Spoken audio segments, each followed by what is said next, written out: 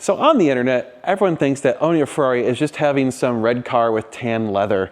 But actually, after over a decade of being in the Ferrari world, I've determined that there are 7 different levels of Ferrari ownership, ranging from, well, the red with tan car, or red with black as it may be, all the way up to cars that Maranello literally controls your every move.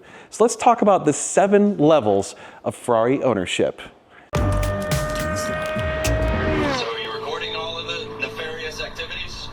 Level 1, the Enthusiast. The level 1 owner is the lurker. They have not actually bought a Ferrari at this point, but they know everything about Ferrari. They are the ones who are going on Bring a Trailer, constantly watching all the bid prices. They know every single car that's for sale right now. They can tell you the history of every single make and model. And they're the ones who have almost every piece of paraphernalia from Ferrari that is in existence. They have a collection of little die-cast models. They have the jacket, they have the shirt, they have the shoes, they have the hat. They even have pants and maybe even underwear that has Ferrari Cavalinos on them. The irony in all of this is that even though they have more Ferrari paraphernalia than most Ferrari owners, they actually drive a Honda Civic because, well, they're practical and it's what they can afford. And that's fine. Pretty soon they're going that Ferrari, right? Level 2, the gateway owner. This is the first time Ferrari owner and they're on a strict budget. They can't afford a car that's totally sorted, so they go out and find the cheapest high mileage Ferrari that they can find. Probably a Mondial, maybe even a 360 if they're lucky, although it's definitely not got a service history and, well, there's some weird things that happen and who knows, maybe it was a rental car and probably was in Canada at some point or maybe even a different country and God knows what happened to it. The Carfax has some big gaps where no one knows what happened, but the miles stayed completely the same. So it's got to be correct mileage, right?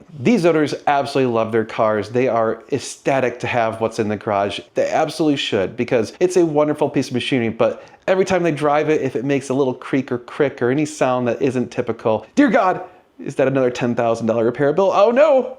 To be fair, this was me. I bought the cheapest piece of crap Ferrari F430 I could afford, and I was terrified. Every time I started it, I thought for sure it was gonna catch on fire, the transmission was gonna blow up, or something else was gonna break. And to be fair, it pretty much had everything go wrong with it because it was an absolute piece of crap. But I fixed everything, and so eventually could move on to a different tier or a different level of ownership. Level 3, the Tifosi, the Purists. These are the red over tan people. These are the ones that you think of. They have their noses in the air and they are definitely better than you or me. Every single part on their Ferrari can be traced to a Ferrari dealership with a specific piece of paper that documents every nut and bolt came from Ferrari itself. No, that is not a Bosch part. That is a Ferrari part. I promise you, it comes from a Ferrari dealership. It is made by Ferrari, not some German company. When they buy their car, they immediately join the Ferrari Club of America and every other social organization that they can, and then they proceed to proudly acknowledge how their car is 100% certified at Ferrari dealerships and has been maintained all of its history at a Ferrari dealership. They look at you with scorn if you mention the possibility of taking your car to an indie shop or, God forbid, you modify your car. How dare you? This is made by Ferrari. They know exactly what they're doing. It was endorsed by Enzo himself. These are the people who will spend hours and hours keeping the car perfectly maintained. It is sealed in a bubble when it is not being driven, and they freak out at the thought of driving it 100 miles more than necessary because it will decrease its value. These are the ones who do not enjoy actually owning the car. It is a status symbol. It is what they live for, and the thought of having anything less than perfection terrifies them. So they have no way of actually enjoying the car, especially not driving it, God forbid.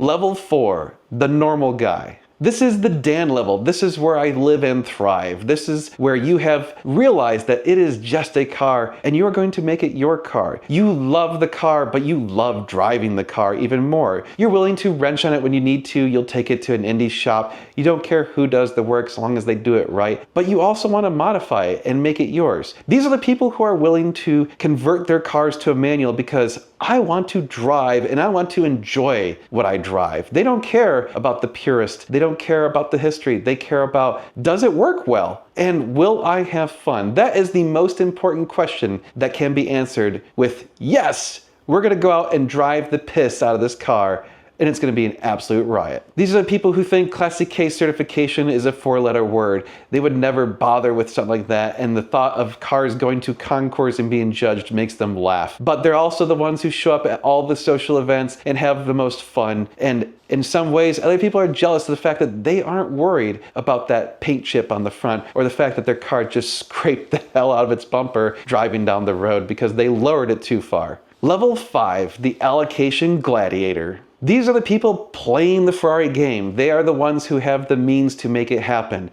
Ferrari tells them, hey, you know what? You need to buy a Roma, so they go buy a Roma. And then they say, actually, you also need to buy a Purist.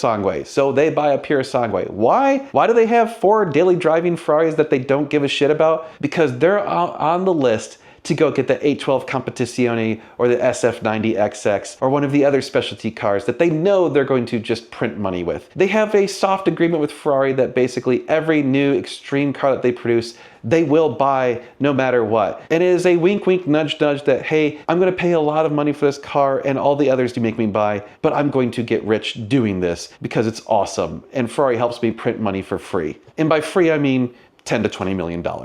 They are in a dilemma because they must take their cars to Ferrari. They must do everything Ferrari says. Maranello controls their life, but oh, such a good life because they have a huge collection of cars and it's pretty satisfying, let's admit. Most of us want to obtain this. It would be amazing to have Ferrari say, please sir, come buy our high expense, low production number car.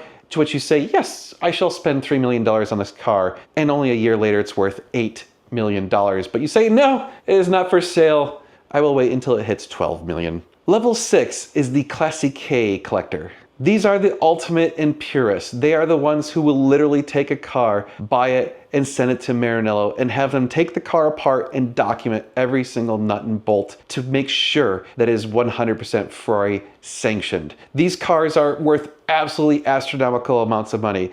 They typically own things like a 275 GTB, an F40, or if they have enough money, a 250 GTO. Horsepower? Bleh. This is for the peasants. They talk about provenance, history, who owned this car, what kings or royalty owned this car in the past. This car is not a car, it is not a vehicle, it is an investment. They can have collections in the hundreds of millions of dollars. And let's be real, it's absolutely impressive when you meet these people and talk to them because they're usually some of the nicest and coolest people and they have the most down-to-earth perspective on life for someone who's worth multiple hundreds of millions of dollars. They do not have a home, they have a Ferrari room that is surrounded with places for them to sleep and eat and sometimes occasionally do other things. But mostly it's important that they have the Ferrari collection laid out in a way that is absolutely stunning. It is a piece of art just walking into the room that contains their collection of Ferraris. And finally, level 7, the Corsa Cliente, the God tier. These are the final boss of Ferrari ownerships. They own cars like the FXX, the FXXK, the 599XX, and other crazy stuff like former Ferrari F1 cars that were driven by Michael Schumacher and other famous people. The irony of all of this, they don't actually own the cars. And by that I mean they have bought the car, but Ferrari keeps it in Maranello for them. They have it on the ready so that when they call up Ferrari, they can say, I would like to go drive my FXXK at the Circuit of Americas this week, and then the next week, why don't we take it to Spa? And Ferrari says, yes, sir, we will do that for you. In fact, we will send a team of engineers and other technicians to make sure that your car is ready to go. They show up at the track, drive their prized possession for a few hours, leave, and then Ferrari takes care of it and makes sure it is ready for the next one. The car cannot go home with you. Oh, no, no. You are not allowed to actually do that, even though you own the car. These people have truly won the game of life. They have the ultimate in abilities to make things happen. Let's be real, they're worth probably billions of dollars and they don't care. They are on a different plane of living than all of us could have even imagined. Their collection of cars and other things in life total more money than your entire neighborhood, possibly even your city. But the ultimate irony again exists in the fact that they are the biggest Stockholm Syndrome people on earth. Ferrari has held them captive. They are the Corsa Cliente. They are not the owners of the car, Ferrari is. So where do you lie on the level of Ferrari ownership? Are you a level 4 like me? Are you all into DIY and making sure the car is just fun and working? Are you a wannabe that you don't actually own the Ferrari yet? Or maybe you don't actually own a Ferrari because you're a Corsa Cliente god level? Put it in the comments below. We'd love to hear your feedback. Did I miss anything? And what else can we talk about? We're gonna try and get some more cool videos of this sort of stuff out for you guys. And I guess I fall into the I don't actually own a Ferrari level again because, well, I don't actually own a Ferrari at the moment, so one of these days I'll buy myself another Ferrari and we'll be back into the game, and then I'll be doing stuff like this probably because I tend to buy cars that need this level of work. I mean, the last one was a Ford. I went full circle, right? I left Ferrari and I'm coming back. All right, you guys, we'll see you in the next video. Like, share, and subscribe. Hit the notification bell. And of course, you should buy a Ferrari from us.